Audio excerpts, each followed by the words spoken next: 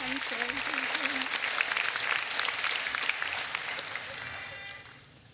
Comrades, friends, delegates, I am so proud to be here with you all today.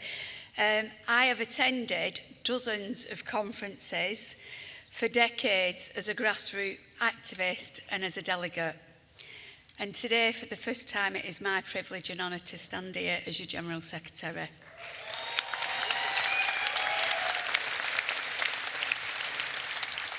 And across all of those years, one thing has been the same. Every time I've stepped foot in a Unison conference hall, it's been as an ordinary member, representing ordinary members, whether it's there on behalf of a social worker colleagues, or my Bolton local government branch comrades, or the membership as a whole. It's always been as one of you, and it still is. And that's why me taking up this office was a moment in history for our union. Not an individual accolade or a step up career on the career ladder. It was a collective achievement. I said that right after the election, and I meant it. So no, I'm not taking the full General Secretary's salary.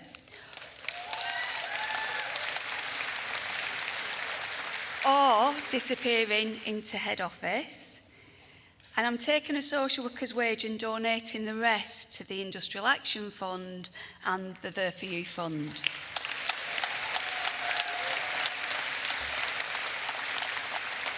Comrades, for decades I've been on your side of it, and I still am.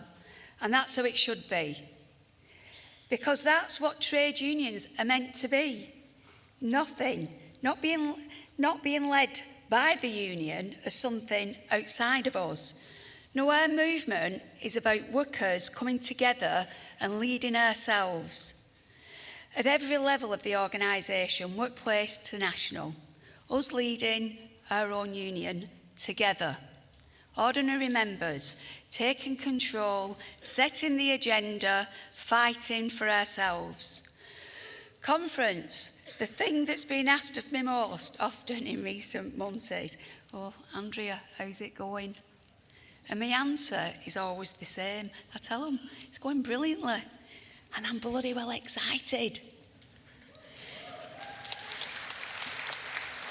You know, sometimes when I say that, some people are taken aback and they find it strange even. Probably because they know transforming Unison won't be easy. We are a massive organisation where little has changed in a long time, and I've heard that through your debates this morning. But also just looking at the world around us, it's easy to feel down. It's easy to be consumed with doom and gloom. Our wages spread thin at the supermarket and at the petrol station. Our public services and national assets still in a state of ruin. War raging as climate change tips over the edge. But I am excited, and I'll tell you why. We have a massive opportunity in front of us, right here in this hall. A chance to make Unison the powerhouse it should be. Britain's most powerful working class organisation. Finally, packing a punch that's worth our weight. At last, posing a threat to employers and politicians equal to our size. Winning, not only for members, but for the whole working class. This is the task in front of us, and it is incredibly exciting. Changing Unison so that we can win for our members and our communities, and then transform the country. And that is a huge challenge, but it is at our fingertips, and it's up to us to do it together. Conference, I became General Secretary on the basis of one clear principle: Unison members first. So over the past few months, I have been hard at work, beginning the delivery of my manifesto and putting those principles into practice. There's a huge amount to do. I do keep reminding people I've got a 5-year term and I can't do it all in for 6 months. So you have to bear with me. But I have been working hard and I'm proud of what we've already achieved. Like starting to properly support our branches. I know from running a branch for many years the feeling of neglect. The one big aspect of that was the lesser treatment of our branch employed staff, who for years have been denied access. Where we've been denied access to the same resources of other Unison employees, and that has held branches back. It's held our organising back, and it's held our union back. Well, conference, I am delighted to report that we're changing that. So our brilliant branch staff are now going to be put on a more equal footing, including access to the organising training the colleagues quite rightly get. And it might sound a bit HR-ish, detail on the surface, but this will quietly grease the wheels of our union, providing you with more direct support for your organising efforts. So we're getting to work. And I would like to thank everybody who's already joined in this collective effort.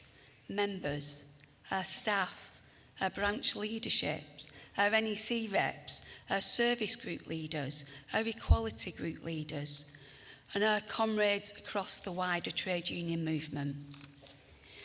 Winning for members remains my absolute #1 priority. So when I've met the government, I haven't wasted time chumming around. I haven't asked nicely. I've made clear demands of them. And I've put your demands, our demands, to them directly. At the Treasury, I told the Chancellor that mileage rates had to be reviewed. I told her that not lifting them was public punishment to our members, robbing you of your own money, thousands of pounds just for you to go about doing your jobs. Unison has demanded it for many years, but now it's been delivered. The first uplift in mileage rates. However, comrades, that is just the start. There is still some more work to do. I know it's not perfect, but it is a start for us, and we are on at work to now continue with our work on mileage. But there are still plenty of struggles ahead, like our fight to end the abhorrent attacks on our migrant workers and refugees. You know, conference, I'm not sure whether politicians like the Home Secretary, when they decided to come for our migrants, stripping away rights, deepening the exploitation and dangerously scapegoating, I'm not sure whether they somehow expected we'd just look away. Well, if they did, they couldn't have been more wrong. They wouldn't understand solidarity, the most basic trade union principle. They wouldn't understand it, even if it slapped them in the face. But conference, we do. An attack on one of us is an attack on all of us.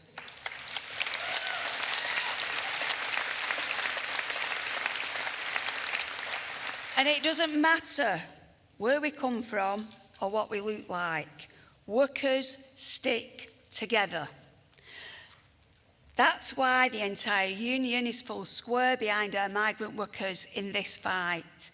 So in 10 Downing Street, I gave the Prime Minister a clear message. Shabana Mahood's shameful proposals must be dropped, and they must drop now.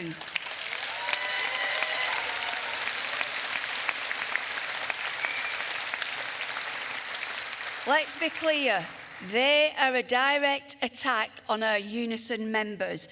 They're a betrayal of our basic values, and they're a wrecking ball for the NHS and our social care system.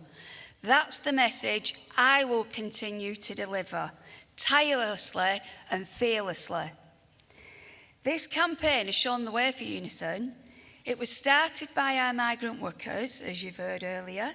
and it has been led by them. Members setting the union's agenda, not being told what's best for them.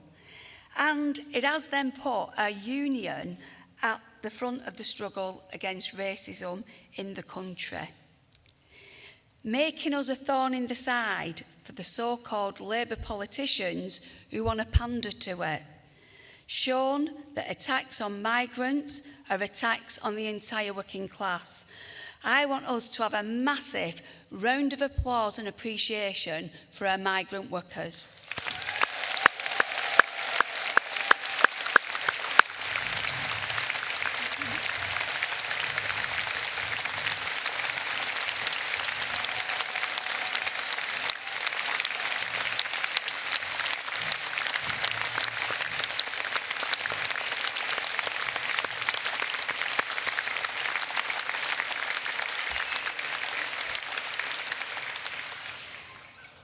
From my heart, I'd say to you, as the new organising group within Unison, that you are showing us what the new Unison looks like. And thank you. It was really interesting, my first interaction with migrant workers group when I came into my post and started my term, because they demanded a meeting with me within the first week I was here. And absolutely, I met that demand. And I went to the meeting and they had a long list of things they wanted to tell me. And they then sat there and I just said, right, that's great, when do you want me to do it? And that's where our journey started. I have said, I will stand with you by your side, behind you, in front of you, because your campaign is truly our campaign.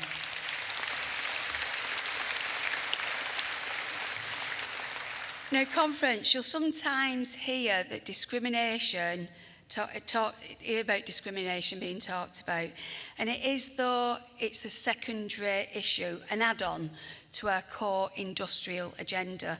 Well, let me be really clear, not in this union, not on my watch. Defending our members from discrimination at work and in society at large is top of Unison's agenda.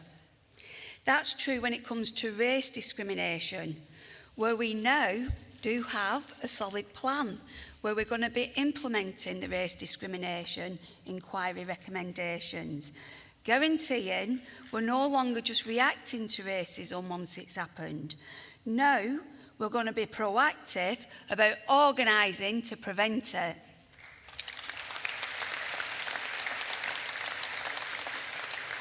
And it's also true when it comes to our disabled members, where I am absolutely clear about this. Reasonable adjustments, genuine equality of opportunity, and freedom from discrimination are not negotiable add-ons, but human rights that we will always prioritise protecting. And if that means looking internally about what we're doing, then we will do that, and we cannot be afraid to do that.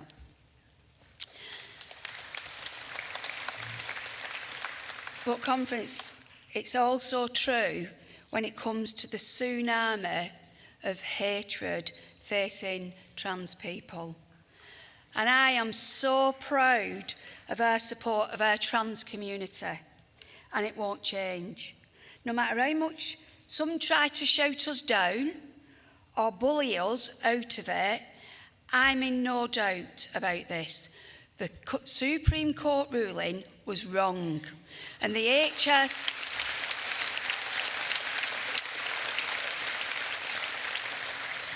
EHRC guidance is wrong all over again. Let me tell you, conference, for those that don't know, I am a proud auntie to my trans nephew, someone I'm really close with, and someone who I've really understood their journey and the full implications of their journey and the lived trauma that these guidelines bring. And we have to ensure that we lobby MPs hard to reject it. And we will keep fighting to change the unworkable, unjust legislation. Our movement has never just sat down and accepted unjust laws. We fight them, and that's what we're going to do with this.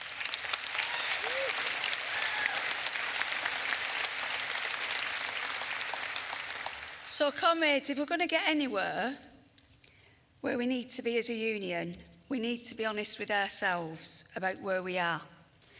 And industrially, for a very long time, it simply hasn't been good enough. When we look at how we've performed in national ballots, repeatedly failing to reach the threshold turnout, demoralising members and weakening our bargaining power.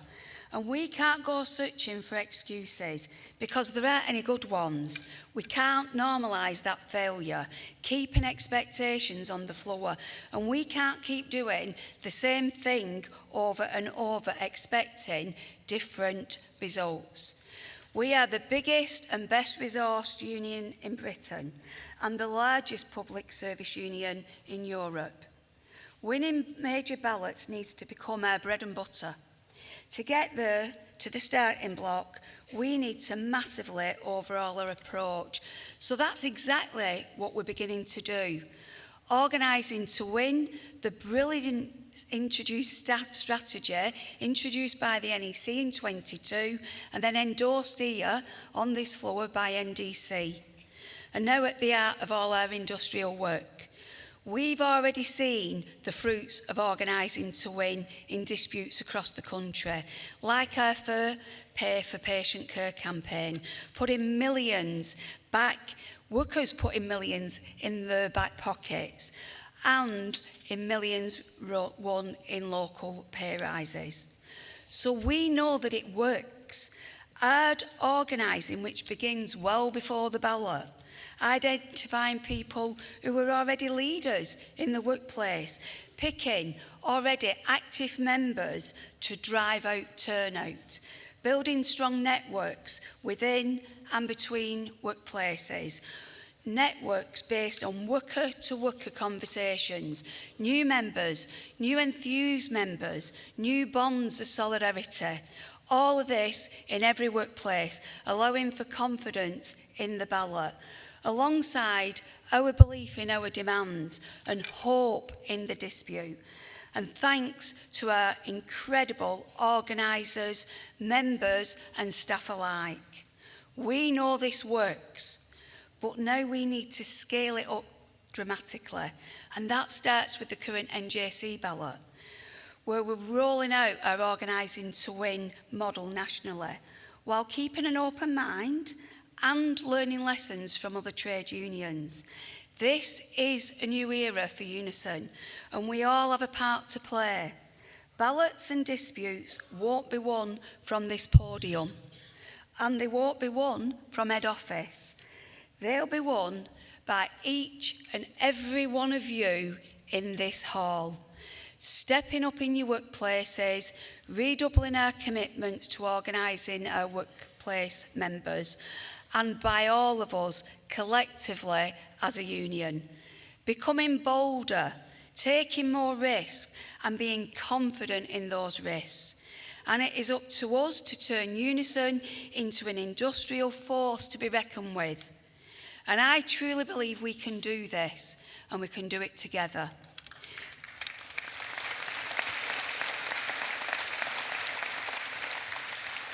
And just think about what that will mean if we do.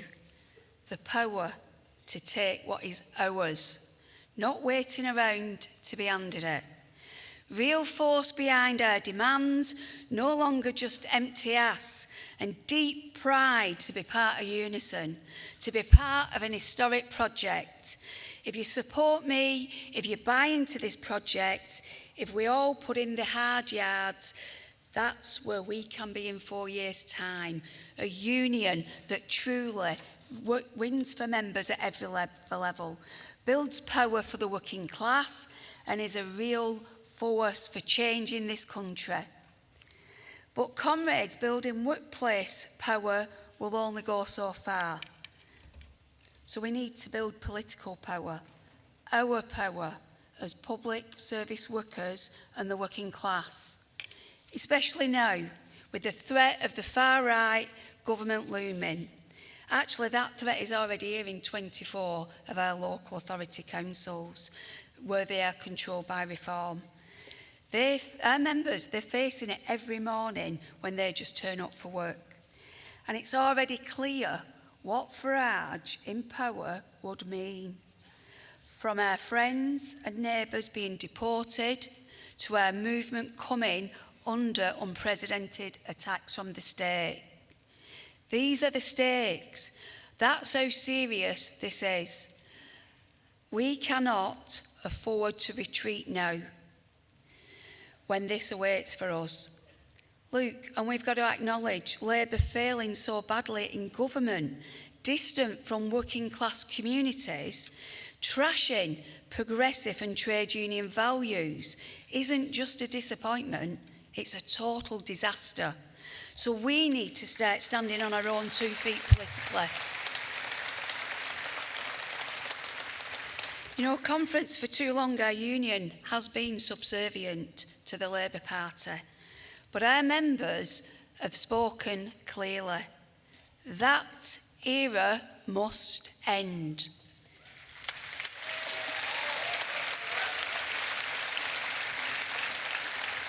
And conference, we need to be very clear that from now on, if politicians want our backing, they have to back us.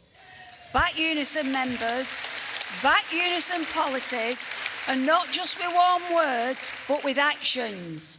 And under my leadership, Unison will always put our interests first, over and ahead of politicians.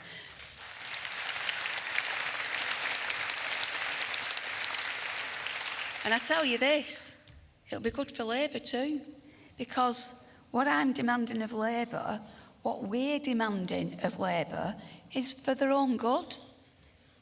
Acting in our interest is in their interest.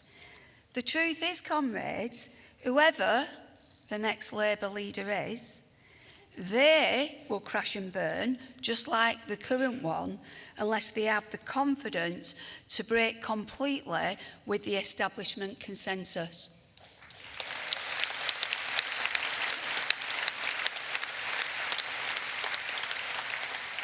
And I'm clear about what that means and what Unison needs to see from the next Prime Minister.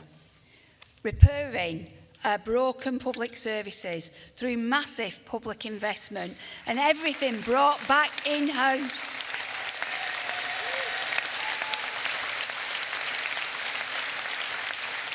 Major setbacks under national public ownership, not just publicly controlled or regulated a bit more actively, standing up for progressive values, and by ending the attack on our migrants and protecting our hard-won freedoms.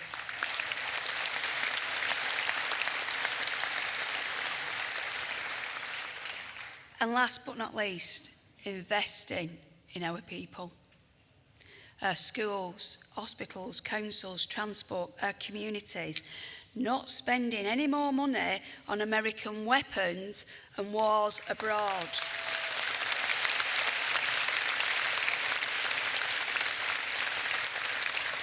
We could have a totally new political approach as a union, one with your experiences, your interests, your values, as with ordinary members at its heart, one which, thanks to our size and influence, transforms British politics.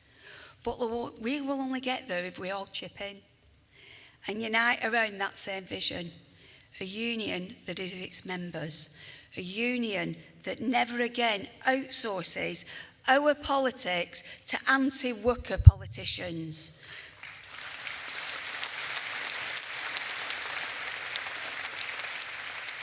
A union that can shape the future in our own image.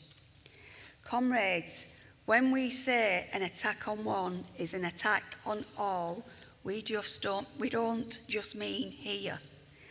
In our workplaces and communities within these borders, we mean everywhere. That's why we will never waver in our solidarity with the Palestinian people.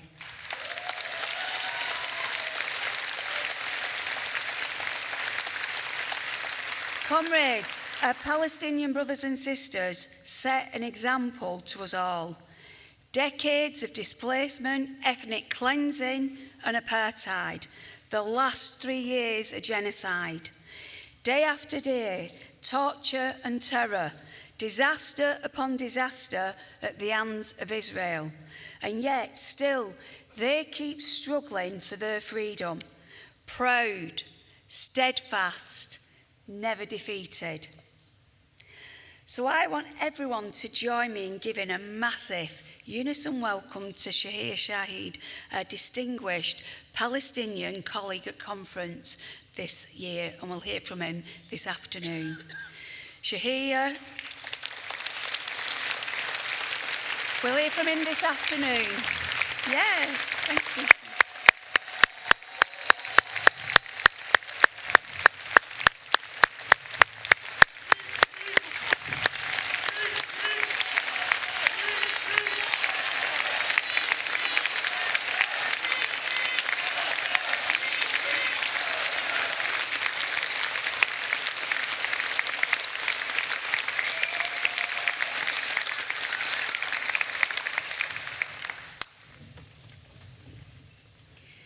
So Shahir is the Secretary General of the Palestinian General Federation of Trade Unions, and here alongside is his colleague Hind from the Arab Trade Union Confederation.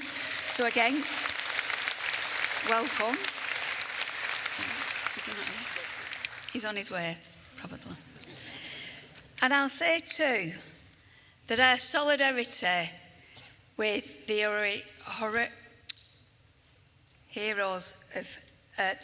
the Cuban people,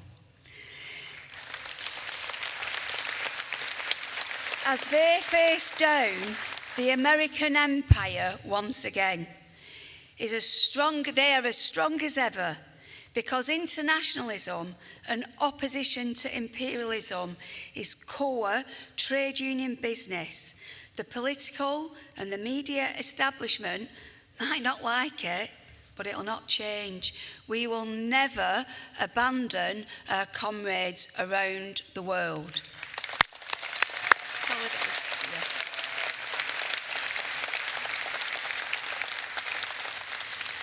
Comrades, there are so many reasons that I am proud to be Unison, but there's one thing that ties us all together.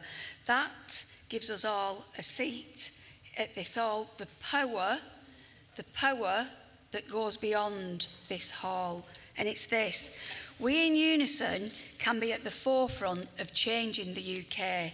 That's partly because we are the country's lifeblood. We keep it running in every way imaginable, carrying our communities along the way, caring, educating, rescuing, nursing, cleaning, planning, protecting, housing. It means we are the majority, because what's in your interest as a paramedic, a nurse, a porter, a librarian, a cleaner, a care worker, a police support staffer, a teaching assistant, a transport, environment or energy worker, what was in my interest as a social worker is in everybody else's interest too. That's what is so powerful about trade unions. It's why our movement can be the biggest force for change in our history. The workers' movement was described at its dawn in words I keep coming back to as a movement of the immense majority in the interest of the immense majority. Comrades, that's us. Every single one of us in the hall, every single member, that is our power. When Unison members stand up for ourselves, we are standing up at the same time for the working class, home and abroad. We have all the ingredients to make history. We're transforming this union together, not for the sake of it, but to build a power of the working class.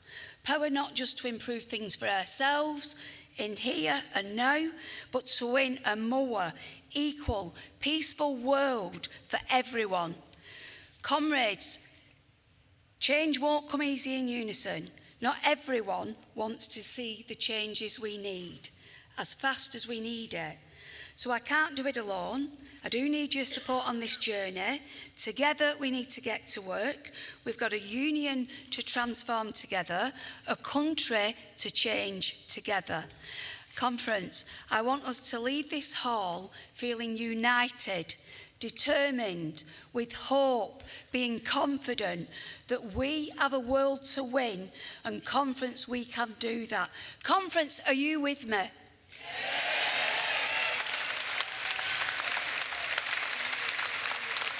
I'll leave it there then, solidarity, but I can't leave this rostrum without wishing Casey happy 15th birthday. Happy birthday. She'll be up there somewhere. Solidarity. Thank you.